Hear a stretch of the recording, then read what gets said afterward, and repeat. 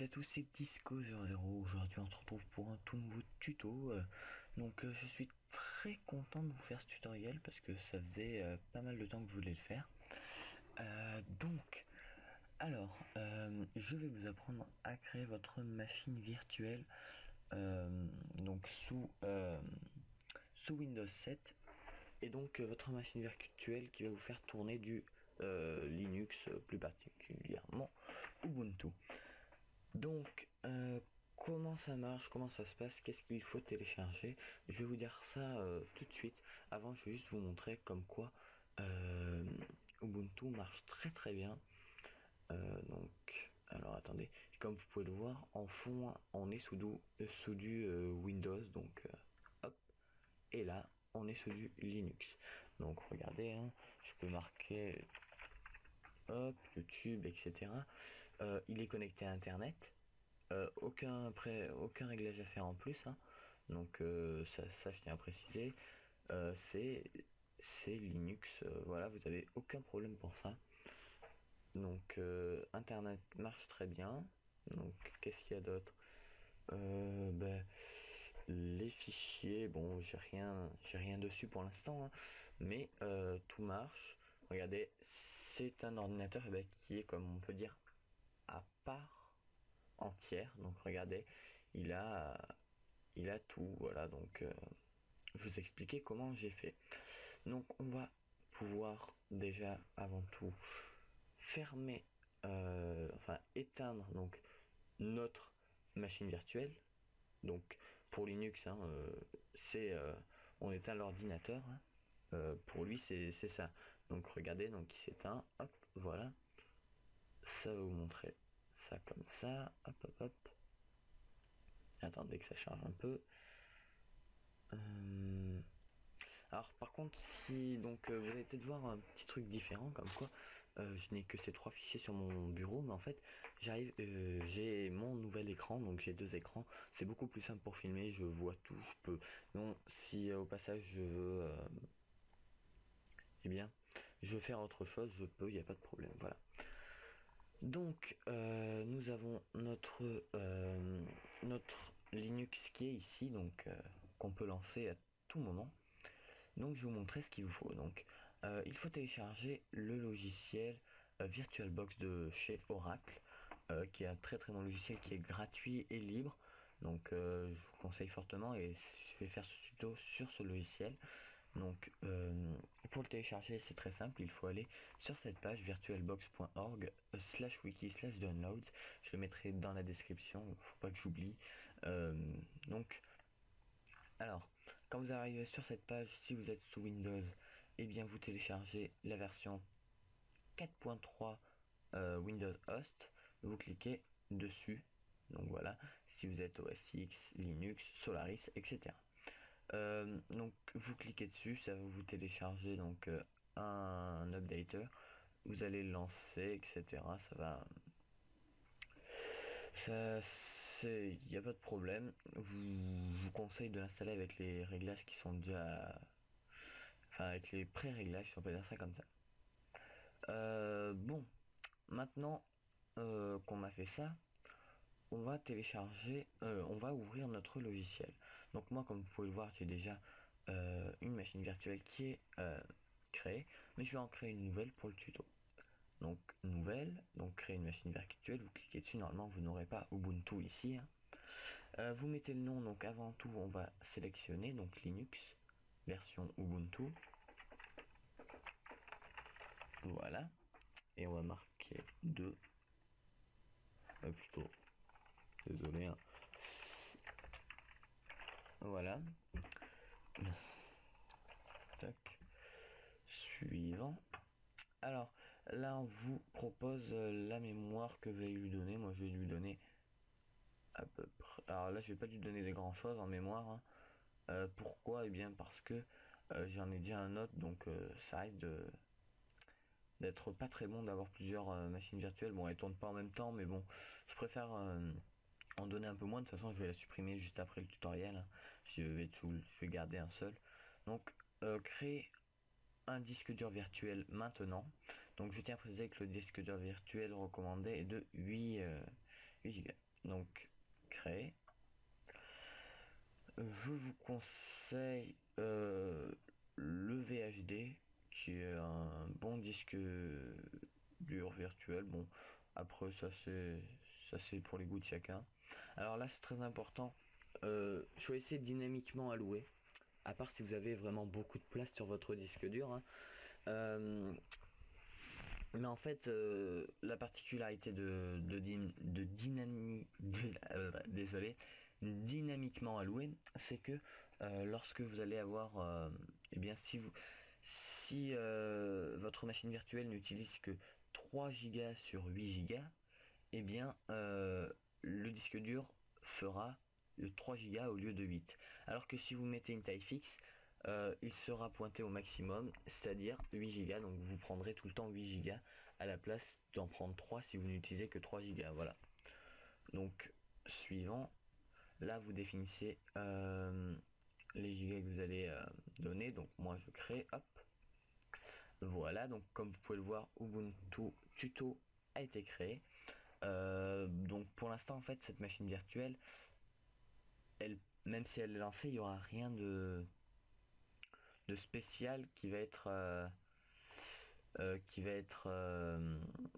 ça ne va rien mettre parce que il, il n'y a pas de système d'exploitation dedans en fait, c'est juste le nom Ubuntu qui est là.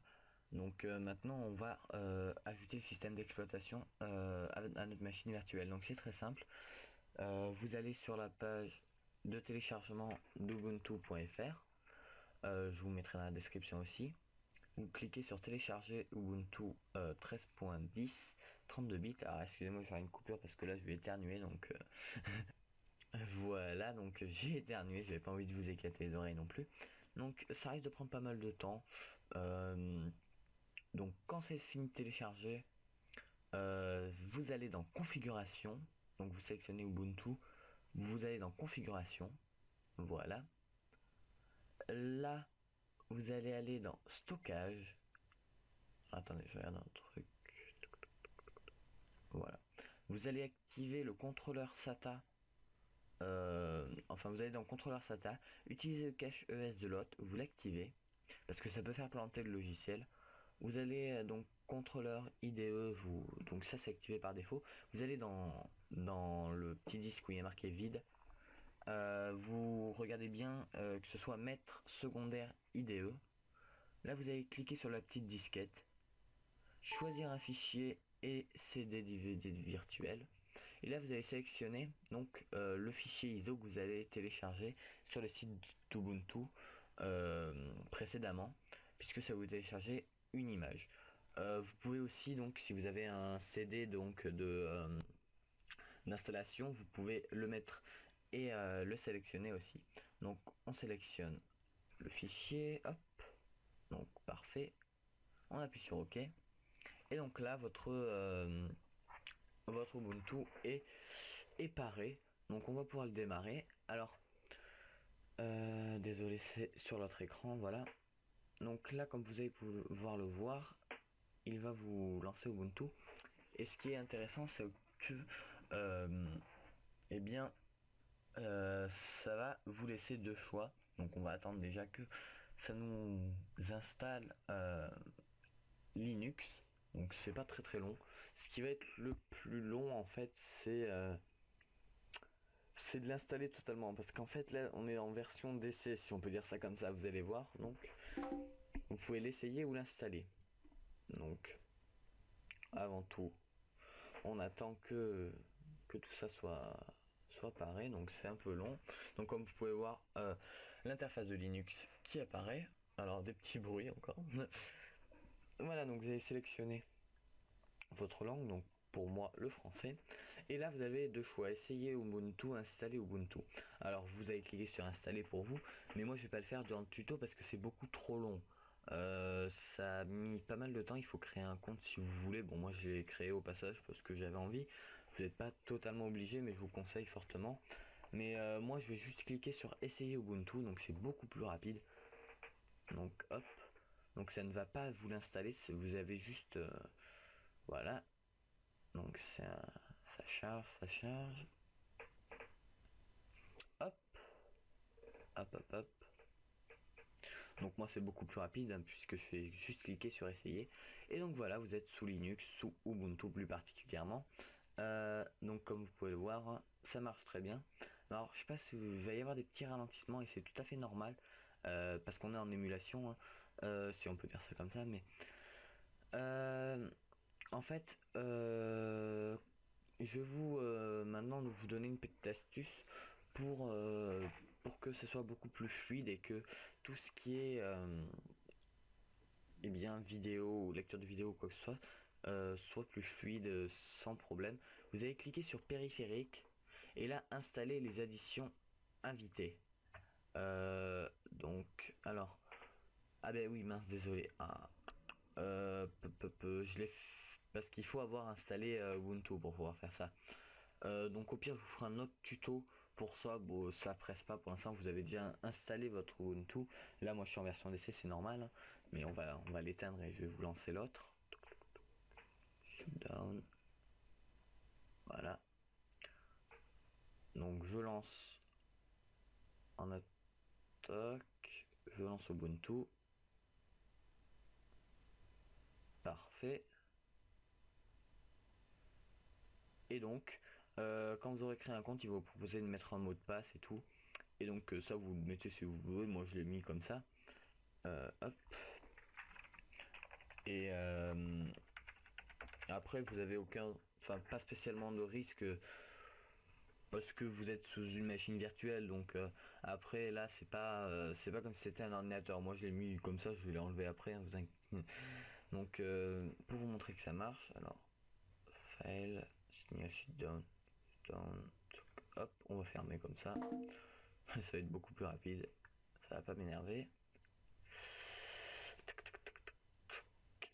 Et donc comme ça avec donc si vous le souhaitez vous pouvez donc si vous avez des CD d'installation de je sais pas moi, ça me fait peur à chaque fois, des CD d'installation je ne sais pas d'OS X, et bien vous pouvez avoir en machine virtuelle OS X sur votre ordinateur sans sans avoir de d'incident sur votre propre système d'exploitation, donc pour moi qui est Windows 7. Voilà. Donc j'espère que ce tuto vous aura plu parce que bah, ça m'a pris un peu de temps.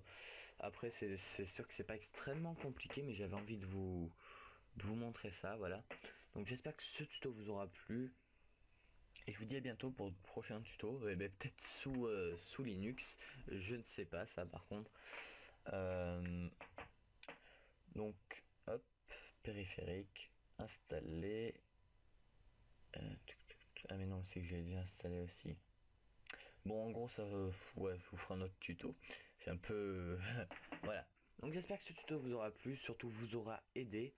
Je vais aussi vous faire une présentation du matériel que j'ai eu donc il n'y a pas très longtemps. Donc c'est une souris enfin une souris, un clavier et un tapis de souris Razer.